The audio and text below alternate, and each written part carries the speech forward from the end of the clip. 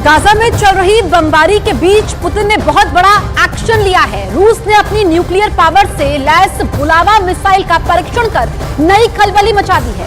कहा जा रहा है कि पुतिन की इस बुलावा मिसाइल के टारगेट पर एक नहीं बल्कि 3 देश है। यही बात जेलेंस्की और बाइडेन के बाद नेतन्याहू को परेशान कर रही है। Боевая тревога, ракетная атака. Боевая тревога, ракетная атака. 3, 2, 1. Время старта.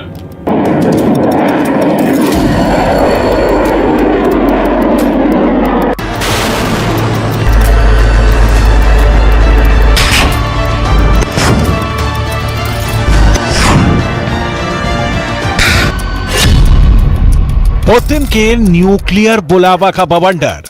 По морской цели. 1, 0. 0. पानी वाली मिसाइल से पुतिन करेंगे विनाश।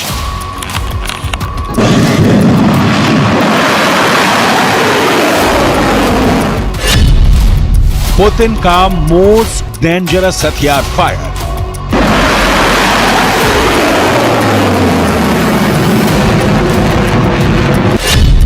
एक बुलावा 3 शिकार। पुतिन ने अपने हथियार भंडार से अब वो निकाला है जिससे तबाही की कहानी इतिहास ने ना कभी देखी ना कभी सुनी है।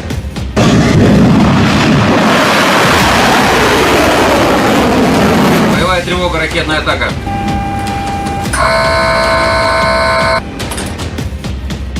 रूस ने अपने हथियारों के जखीरे में एक और महाविनाशक हथियार शामिल किया है।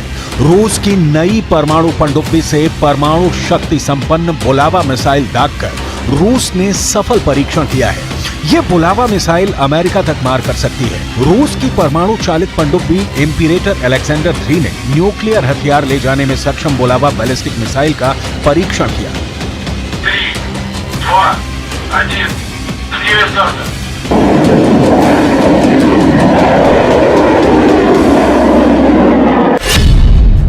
रूसी रक्षा मंत्रालय ने एक बयान में कहा कि पनडुब्बी से बैलिस्टिक मिसाइल दागना टेस्ट का अंतिम चरण है, जिसके बाद इसे नौसेना में शामिल करने का निर्णय लिया जाएगा।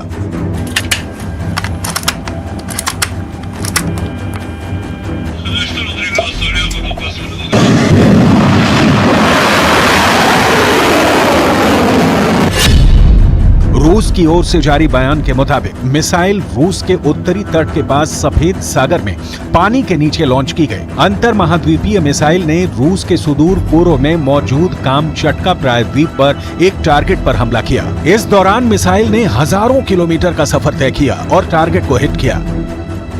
वाशिंगटन डीसी से लेकर कीव तक, तेल अवीव से लेकर मिस्र तक खौफ का नया माहौल पैदा हो गया है। बुलावा मिसाइल की बात करें तो ये 12 मीटर लंबी है, जिसकी रेंज लगभग 8000 किलोमीटर है। ये अपने साथ 6 न्यूक्लियर हथियार ले जा सकती है। रूसी नौसेना की ये एक बड़ी ताकत है।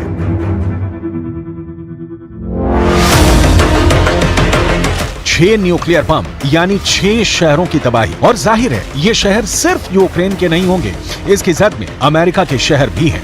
रूस ने अमेरिका तक मार करने वाली मिसाइल का परीक्षण करके पश्चिमी देशों को कड़ा संदेश दिया है। ये मिसाइल रूस का सबसे खर्चीला हथियार कार्यक्रम बताया गया है। बुलावा मिसाइल की ताकत रूस को इस क्षेत्र में अभेद बनाती है। बुलावा मिसाइल जिस नई पनडुब्बी से लॉन्च की गई उसकी डिटेल समझनी भी बहुत जरूरी है।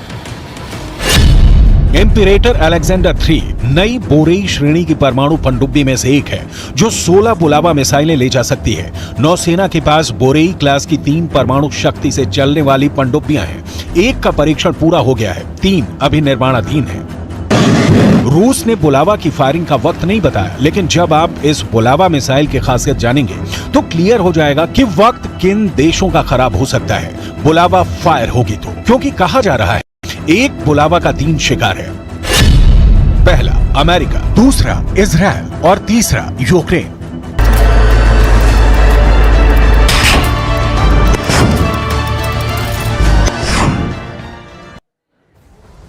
इजराइल का दावा है कि गाजा के अस्पतालों में हमास ने अड्डे बना रखे हैं, इसलिए वो आसपास हमास के अड्डों को टारगेट कर रहा है और इन हमलों में आम आदमी की भी मौत हो रही है। तो वहीं फिलिस्तीन इसे खुद का नुकसान बता रहा है। Here you can see the IDF soldiers exposing a tunnel opening. This is part of an operation, a ground operation that was conducted on the hospital, then revealed a tunnel that was being used for terror infrastructures in the Qatari hospital. If it wasn't enough, this tunnel, if it wasn't enough that we expose the tunnel under the hospital, the terrorists also shoot at our soldiers from within the hospital. इन्हीं अस्पतालों के बीच Israel की बमबारी तेज हो गई है। Israel अब इन अस्पतालों के आसपास लगातार बमबारी कर रहा है।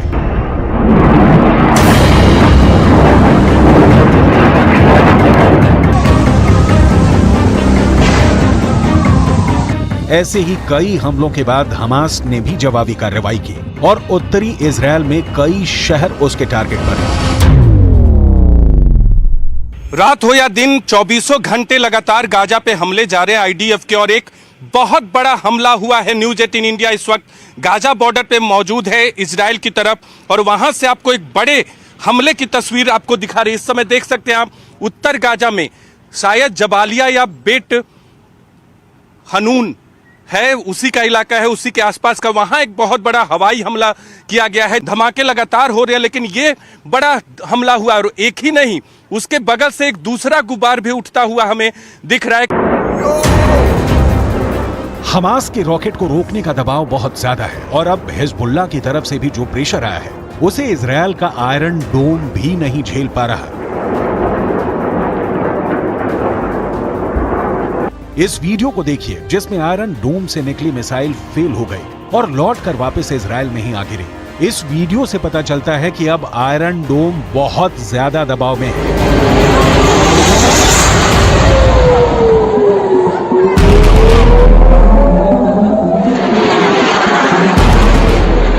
आयरन डोम 24 घंटे काम कर रहा है, लेकिन ये भी एक मशीन है और मशीन भी थक जाती है।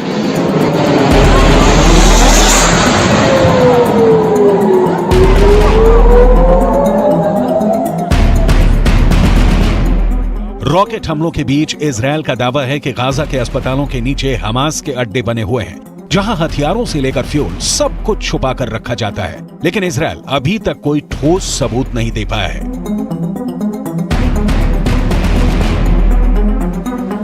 Hamas is hiding behind hospitals. Hamas is sickly exploiting hospitals to disguise its war machine. Our war is with Hamas, not with the civilians of Gaza. We will not accept Hamas' cynical use of hospital to hide their terror infrastructure. I want to repeat. Israel का पक्का इरादा है कि Gaza को half कर दिया जाए और फिर हमास को 100% साफ कर दिया जाए।